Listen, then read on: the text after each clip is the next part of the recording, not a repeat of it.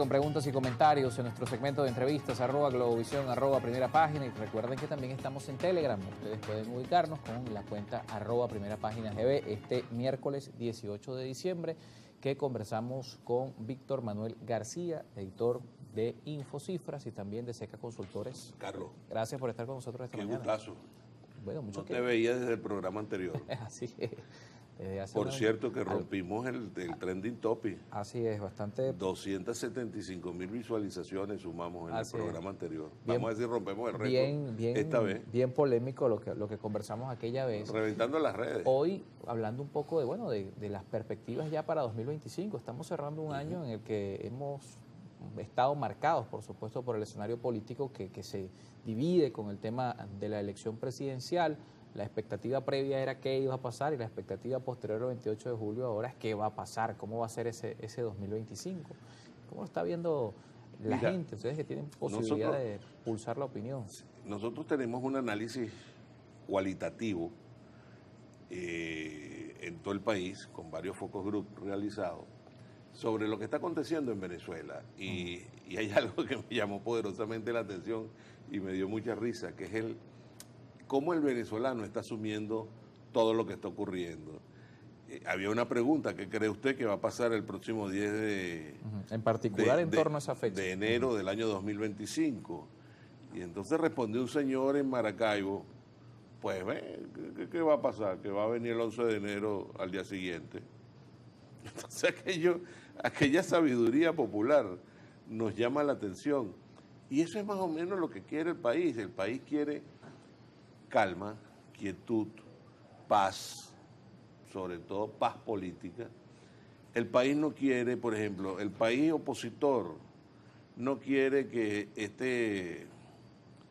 el escuadrón mete la pata de la oposición continúe con esta política de que hoy sí voy a elecciones, mañana no voy a elecciones. Ese zigzagueo en política le ha hecho un gran daño a la oposición. De manera pues que desde ya los venezolanos están planteando la necesidad de ir a un proceso electoral y mantenerse dentro de la línea electoral. Bueno, 3. El año que viene, en teoría, bueno, van a haber varios. Algunos plantean que sean 3 elecciones. Eso por una parte. Por otra parte, tampoco quieren al comando intervencionista Eric Prince, que según este señor, bueno, va a venir comandando unas tropas internacionales bélicas y va a hacer una operación de extracción del presidente Nicolás Maduro y se lo van a llevar de Venezuela. Eso tampoco lo quiere el país. Entonces, eso está más o menos dentro de la tesis de la estupidez colectiva que se vienen manejando. O sea, una serie de... Te voy a poner un ejemplo. El sector opositor radical quisiera que Globovisión se convirtiera en cañones para dispararle al gobierno. Eso no puede ser. Eso forma parte de la estupidez colectiva. Los medios de comunicación no son partidos políticos. Esa no es la razón de ser de los medios de comunicación. Entonces, y como ese ejemplo hay muchos más. ¿Hacia dónde vamos entonces? La gente quiere paz, quiere diálogo, quiere entendimiento, y ven en la figura de Edmundo González Urrutia una persona que puede ser proclive al diálogo y al cambio político. Y dentro de ese diálogo y cambio político se observa también la política que ha venido haciendo el doctor Eduardo Fernández en la búsqueda de la paz, del diálogo para todos los venezolanos. Otros sectores no están en esto. El sector María Corina Machado, por ejemplo, forma parte de esa ala radical de la oposición que, bueno, hasta criticó una política que a mi manera de ver era acertada, como era el llamado que hizo el embajador de Portugal a los portugueses en Venezuela para que se mantengan dentro del trabajo, dentro de la paz, dentro del diálogo y dentro que abran su Santa María. Ahora, yo no sé qué quiere este sector. ¿Será que salgan estos señores de la panadería con sus panes a ejercer una política de calle? Ese no es el sentido tampoco de estos señores.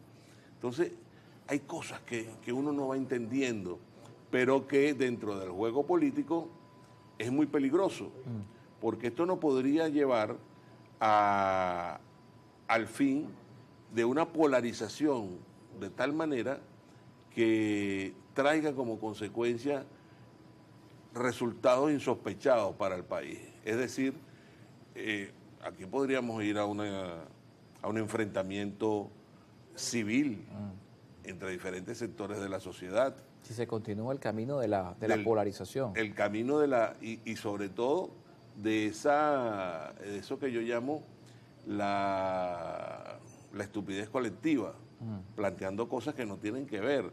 Entonces, ¿cuáles son las cosas que tienen que entrar dentro de este debate? Uno, la Constitución. Hay que volver a la Constitución. Hay que volver a la institucionalidad. El gobierno no puede estar metiendo preso a todo el mundo. Eso no tiene sentido. Y se observa un cambio en esto.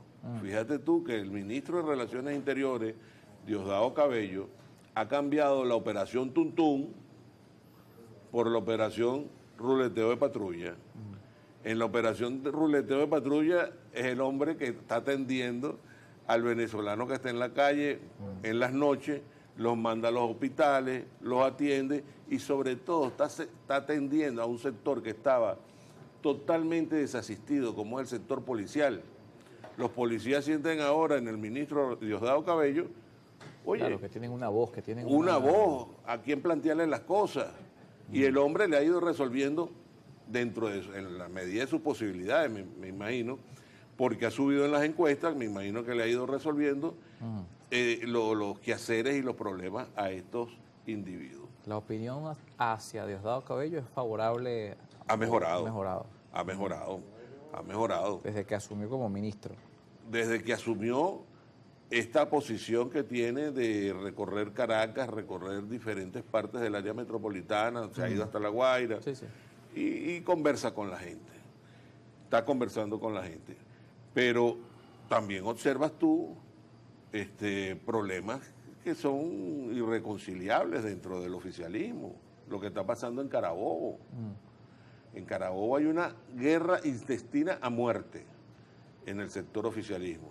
Entre la Cava, el señor que fue parlamentario, que es parlamentario, Francisco Ameliás, y Fuenmayor, que fue destituido como alcalde de Valencia, que lo acusan de corrupción.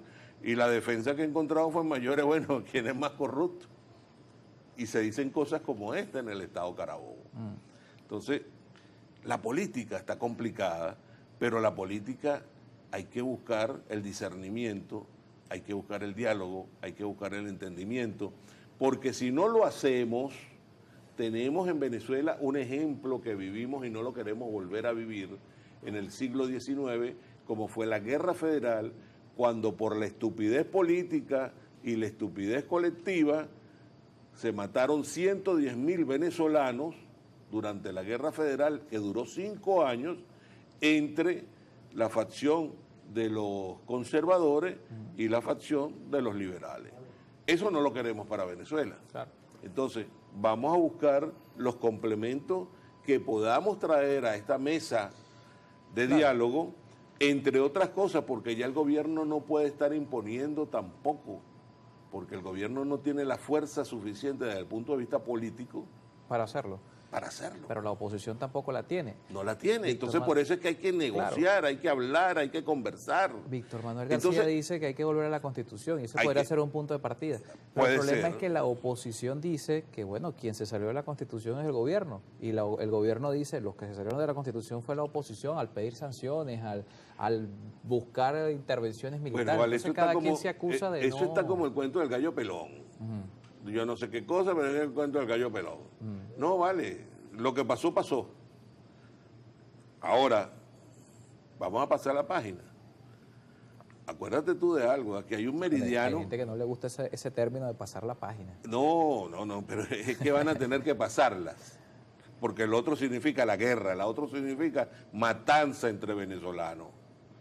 Entonces, hay un sector de venezolanos que es muy importante, que yo sostengo y muchos venezolanos sostienen que lo que vaya a suceder en Venezuela tiene que pasar por el meridiano de las Fuerzas Armadas Nacionales.